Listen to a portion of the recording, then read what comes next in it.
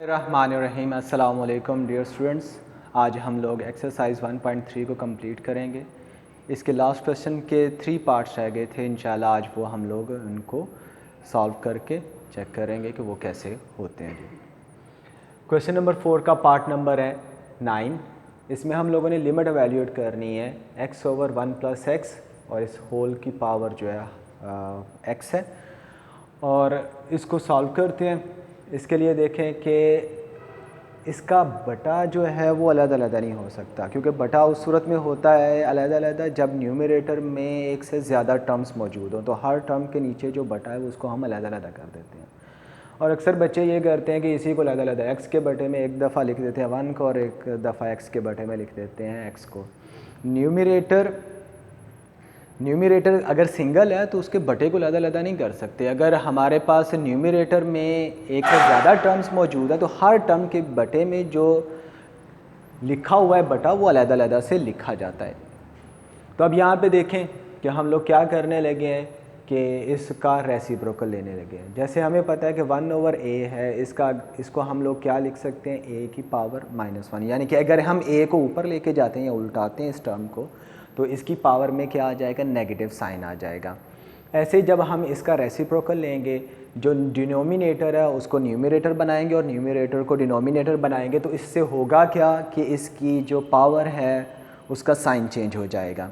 ये पहले पॉजिटिव है तो अब ये क्या हो जाएगी, नेगेटिव हो जाएगी। अब ये हो गई। अब आप यहाँ पे देखें कि न्यूमरेटर में 2 टर्म्स मौजूद हैं, तो अब हम क्या करेंगे कि ये जो डिनोमिनेटर में मौजूद टर्म है इसको पहली टर्म के बटे में, फिर दूसरी टर्म के बटे में अलग-अलग से लिख देंगे। ये हम लोगों ने यहाँ पे इसको लिख दिया।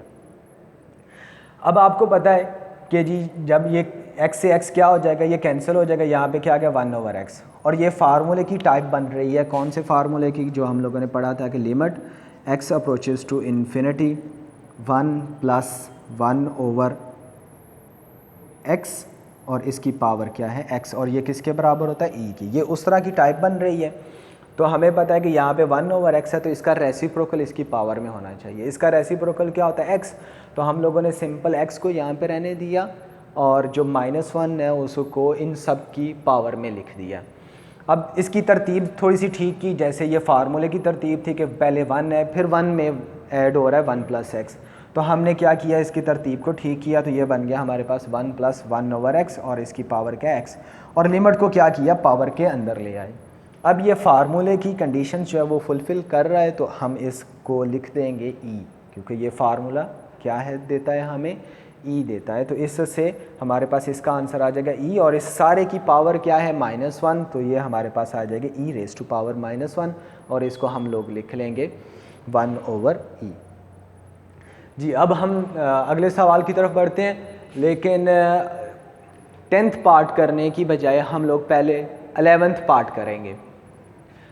वो देखें कि जी हमारे पास है limit x approaches to 0 e⁻1/x -1, और इसके डिनोमिनेटर में मौजूद है e की पावर 1/x + 1, और इसमें क्या दिया गया है कि x पॉजिटिव है। अगर हम लोग यहाँ पे डायरेक्ट जो है वो पुट करें x को 0, यहाँ पे पुट करें या इधर ही, तो ये हमारे पास क्या बनेगी, e की पावर 1/0, और 1/0 जो है ये हमें क्या देता है, ये इन्फिनिटी देता है। और इसी तरह से अगर हम लोग e की पावर में इन्फिनिटी लिखेंगे तो इसका आंसर भी क्या आ जाएगा, इन्फिनिटी। तो इन्फिनिटी में से एक नंबर माइनस भी कर दें प्लस कर दें तो उससे फ़र्क नहीं पड़ेगा। तो यानी कि ये क्या फॉर्म बनेगी, इन्फिनिटी/इन्फिनिटी।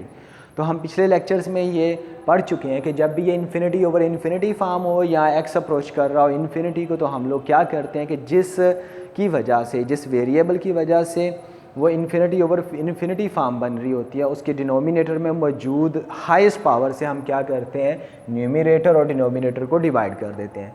तो इस यहाँ पे e की पावर 1/x की वजह से ये इन्फिनिटी फॉर्म बन रही है, तो हम क्या करेंगे, इससे न्यूमरेटर और डिनोमिनेटर को अलग-अलग डिवाइड कर देंगे। जी, तो यहाँ पे ये हम लोगों ने डिवाइड कर दिया न्यूमरेटर को और डिनोमिनेटर में मौजूद हर एक टर्म को, किससे, e की पावर 1/x से।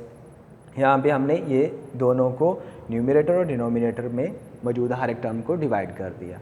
अब यहाँ पे देखेंगे e की पावर 1/x, e की पावर 1/x से ये कैंसिल हो जाएगी, तो ये हमारे पास 1 आ जाएगा, माइनस ये सेम रहेगी, ये यहीं पे आ गया। इसी तरह से ये कैंसिल हो जाएगी और ये सेम रहेगी।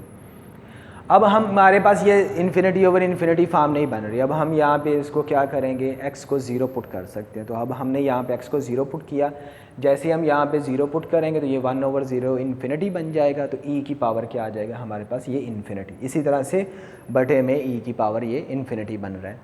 तो 1/e की इन्फिनिटी, क्योंकि e की पावर इन्फिनिटी के बराबर होता है, तो यहाँ पे क्या आ जाएगा 1 - 1/इन्फिनिटी। इसी तरह से बटे में 1 + 1 इसकी जगह पे क्या आ जाएगा इन्फिनिटी। ये हम लोगों ने लिख दिया। और हमें पता है कि कोई सा भी नंबर हो और बटे में इन्फिनिटी हो तो उसका आंसर क्या आता है 0। 1 हो, 2, 3 हो, जो भी नंबर हो, अगर वो उसको इन्फिनिटी डिवाइड कर रही है तो उसका आंसर क्या लिखा जाता है, 0 लिखा जाता है। तो इसलिए इसका आंसर 0 आ गया, इसका आंसर भी 0 आ गया। तो ये हमारे पास बन गया 1 - 0 ओवर 1 + 0। तो 1 में से 0 को माइनस करने से कुछ नहीं होगा, वो 1 ही रहेगा। इसी तरह से प्लस करने से भी कुछ नहीं होगा, तो 1 ही रहेगा। तो 1/1 ये हमारे पास किसके इक्वल आ गया, ये 1 के इक्वल आ गया। अब करते हैं जी हम लोग 10th पार्ट। 10th पार्ट में उसने हमें क्या दिया है, सेम क्वेश्चन है, सिर्फ फ़र्क क्या है कि इसमें x नेगेटिव दिया गया, उसमें कि हमें x जो है वो पॉजिटिव दिया गया था। यहाँ पे अब क्योंकि x को नेगेटिव दिया गया है तो इसलिए इसकी अलामत बाहर लेके आएंगे ताकि हमें पता चले कि हम लोगों ने करना क्या है। क्योंकि अक्सर फिर बच्चे कंफ्यूज हो जाते हैं कि क्योंकि यहाँ पे माइनस नहीं लिखा हुआ, फिर ऐसे क्यों कर रहे हैं। तो इसलिए हम लोग इसकी अलामत को वाज़े करने लगे हैं कि वो कैसे करेंगे। x = हम लोग पुट करेंगे -y, जैसे ये पहले सवालों में भी हम लोग कर चुके हैं। वेयर y क्या होगा, ये >0 होगा। अब यहाँ पे क्योंकि सारे एक्सप्रेशन को y में कन्वर्ट करने लगे हैं तो लिमिट को भी कन्वर्ट कर लेंगे हम लोग किस में, ये y की शक्ल में।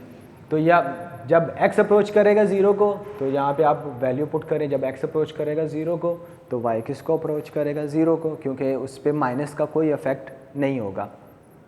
तो अब ये जो हमारे पास सवाल था कि ये किस फॉर्म में आ जाएगा, ये इस तरह से, क्योंकि x अप्रोचेस टू 0 की जगह पे क्या आ जाएगा, y अप्रोचेस टू 0।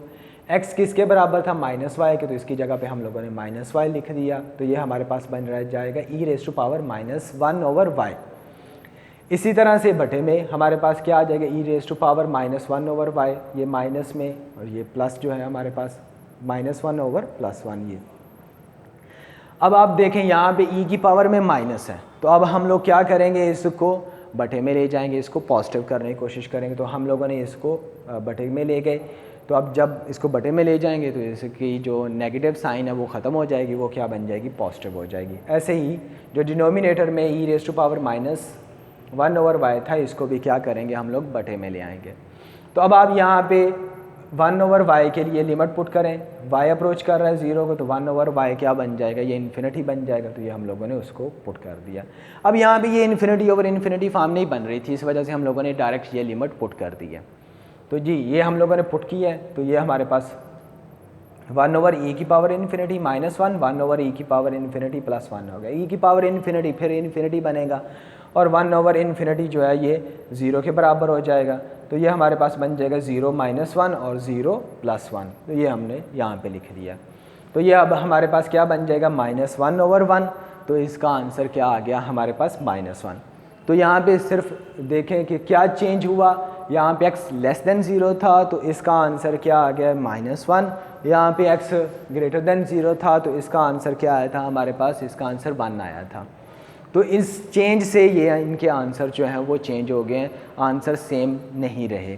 तो इसलिए ये नहीं करना कि जी दोनों को एक ही तरह से कर दे, दोनों के आंसर जो है वो डिफरेंट आते हैं। अगर नेगेटिव वाला है तो उसको नेगेटिव के तरीके से करना है और जो पॉजिटिव वाला है उसको पॉजिटिव के तरीके से करना है। आज के लिए इतना ही काफ़ी है। अस्सलाम।